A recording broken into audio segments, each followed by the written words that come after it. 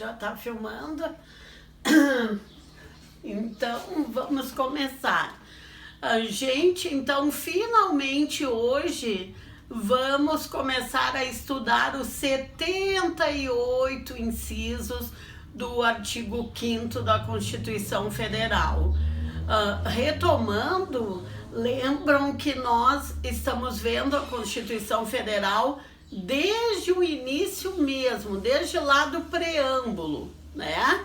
Que a gente já viu que o preâmbulo é a alma, é o espírito de uma lei, é uma espécie de introdução onde a gente já tem uma ideia do que se pode esperar daquela lei, né? Eu tenho repetido rapidamente em cada aula, né, sem entrar em detalhes das aulas anteriores, mas para a gente ter uma sequência lógica e ir se familiarizando com o texto constitucional.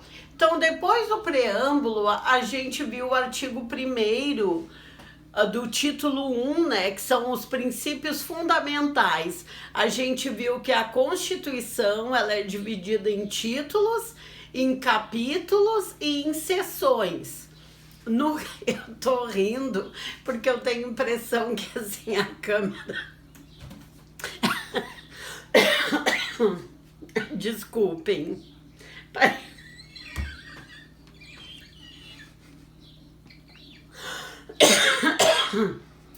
Tá, pode seguir. Não vou rir, é que eles começam a me fazer rir porque eu tava falando e eles com a câmera pra lá e pra cá. Eu tive a impressão, vai ver, nem tava, né? Mas como eu não entendo nada de tecnologia, eu imaginei assim, ó. Mas vamos seguir.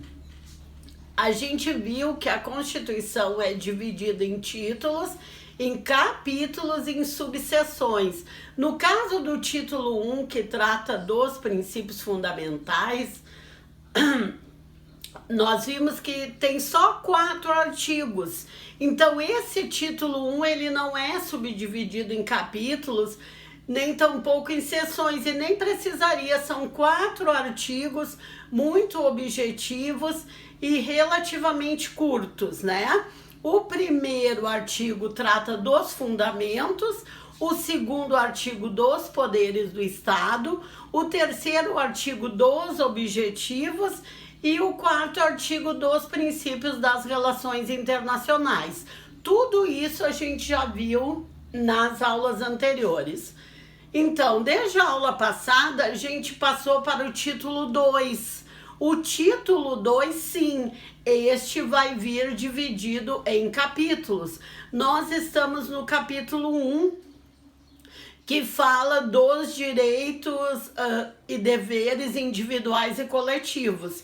Só o capítulo 1, com esse primeiro artigo, que é o artigo 5º, a gente vai falar no mínimo em 78 itens, no mínimo, porque são 78 incisos.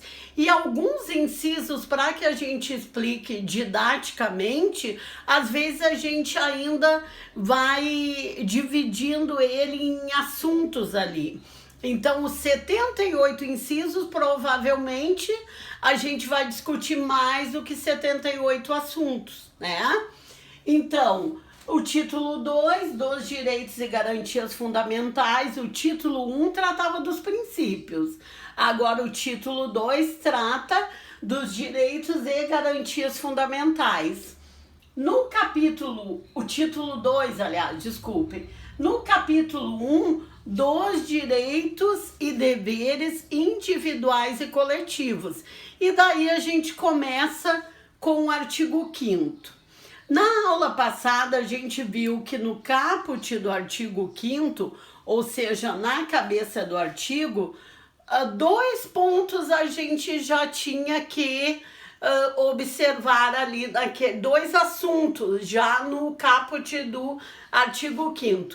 O primeiro assunto era a igualdade de direitos e, por consequência, de deveres também, né? Entre brasileiros e estrangeiros residentes no país. Então, desde que um estrangeiro resida, efetivamente no Brasil, ele tem os mesmos direitos e deveres que um brasileiro, né?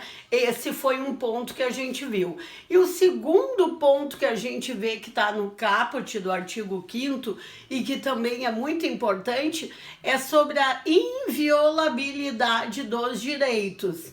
Ou seja, do direito à vida, do direito à liberdade, do direito à propriedade, do direito à segurança, do direito à igualdade.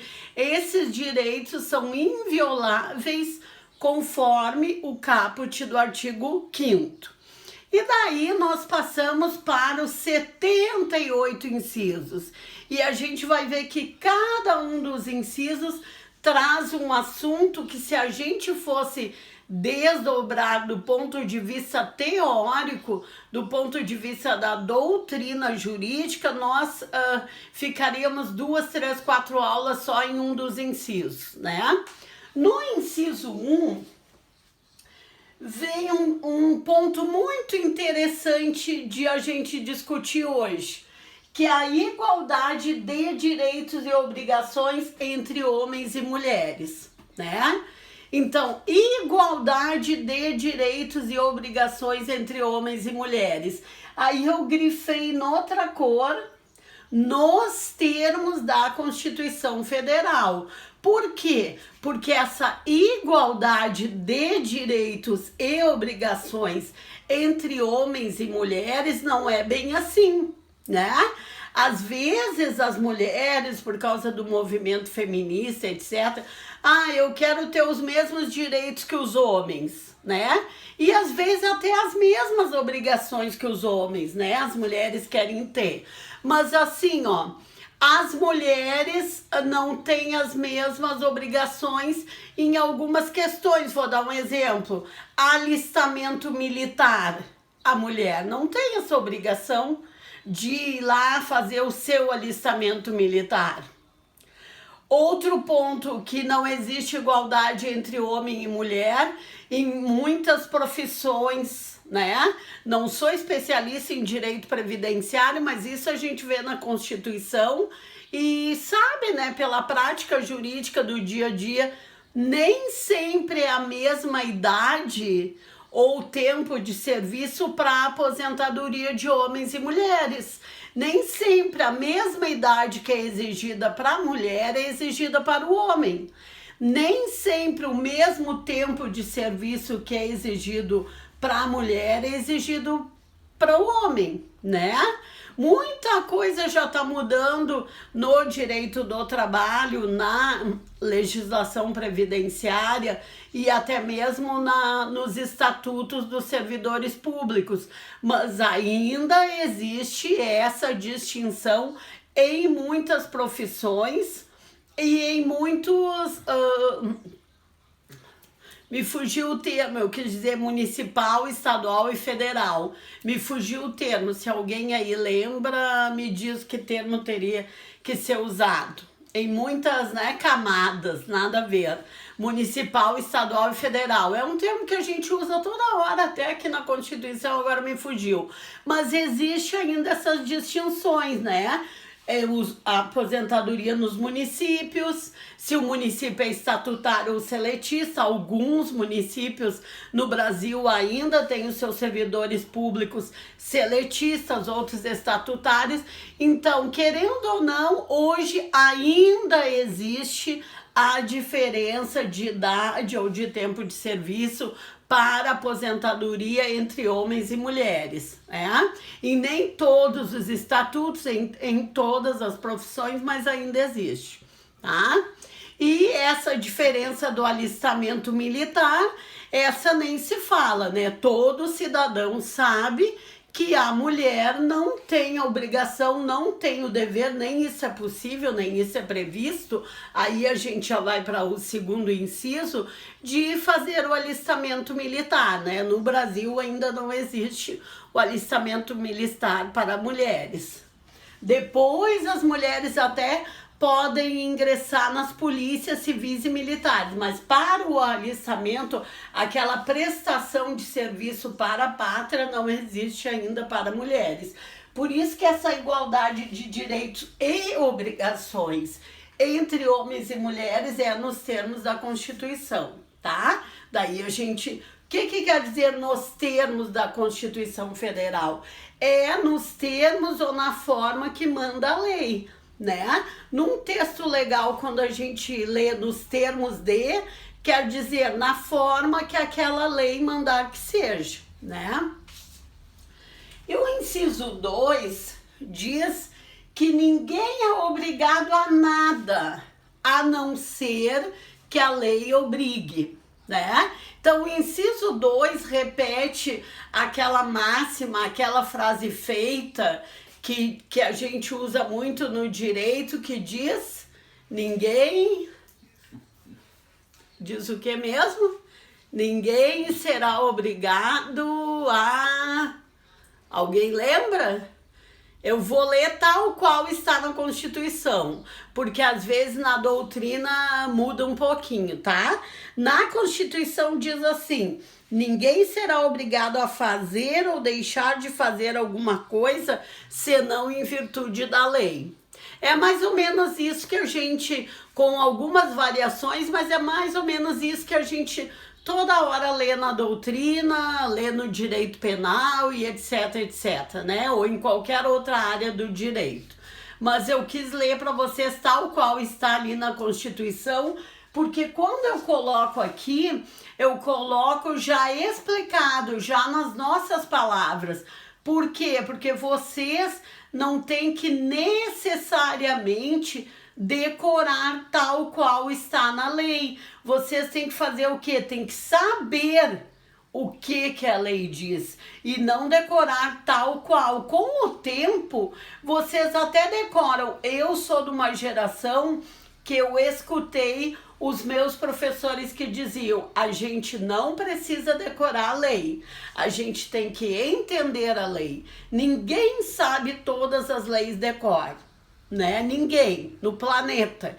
E mesmo que alguém soubesse, sempre é bom, diziam os meus professores, eu estudei na PUC, no Rio Grande do Sul, a gente olhar quando está escrevendo uma peça, porque a cabeça da gente engana bastante, tá? Então, o que a gente tem que lembrar que tá no inciso 2? A gente tem que lembrar que ninguém é obrigado a nada dentro do nosso país, a não ser alguma coisa que a lei obrigue, que a lei mande, né? No inciso 2, volto a dizer, está escrito a frase clássica, que tem variação numa palavrinha ou outra, conforme o livro que a gente está lendo, está escrito: ninguém será obrigado a fazer ou deixar de fazer alguma coisa, senão em virtude da lei. Ou seja, a gente não é obrigado a nada, a gente não é obrigado a fazer, a gente não é obrigado a deixar de fazer alguma coisa, a não ser em virtude da lei, ou seja, a não ser que a lei nos obrigue. Aí somos. Então, como eu disse para vocês quando estava falando em inciso 1, as mulheres não têm que se alistar, né? Só teriam que se alistar se a lei obrigasse. Ninguém tem que fazer ou deixar de fazer alguma coisa, a não ser que em virtude da lei, ou seja, a não ser que a lei obrigue, né? Então, eu só quis relacionar os dois incisos.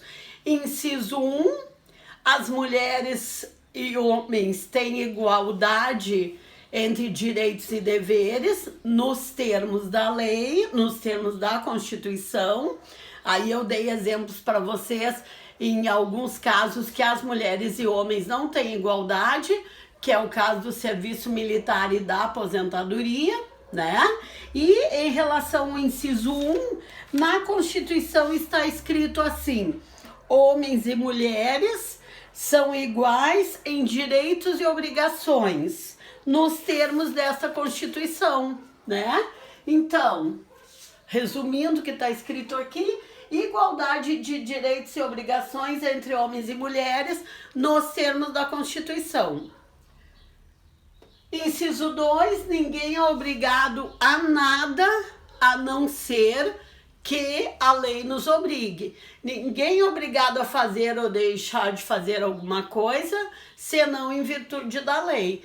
Esse é o inciso 1 e o inciso 2. Para vocês verem o que eu disse ali no início da aula, agora da nossa aula, que cada um dos 78 incisos teria muita coisa que a gente poderia debater e discutir, né? Só ali na igualdade entre homens e mulheres, numa época que o feminismo está cada vez mais efervescente, quanta coisa a gente poderia discutir, né? Mas como o nosso caso é o direito constitucional para concursos e também pode ser utilizado para a prova da OAB, né? Claro que quem vai fazer a prova da OAB, a gente imagina que já tem estudado muito de direito constitucional, né? Mesmo quem não vai escolher a área específica, na primeira fase, cai direito constitucional. E mesmo quem vai fazer a prova específica, mas que não escolheu o constitucional, lembra o que eu disse em aulas passadas, que o meu professor de constitucional dizia, isso lá 30, 40 anos atrás, mas ainda está valendo. Quem sabe direito constitucional de verdade acerta no mínimo 25% de qualquer prova jurídica, qualquer uma. Por quê? Porque como a Constituição é a lei maior do país, tudo que estiver contrário à Constituição é nulo de pleno direito, ou seja, não dá para aplicar, não vale para nada. Só aí quanta coisa a gente já elimina em qualquer área do direito, né?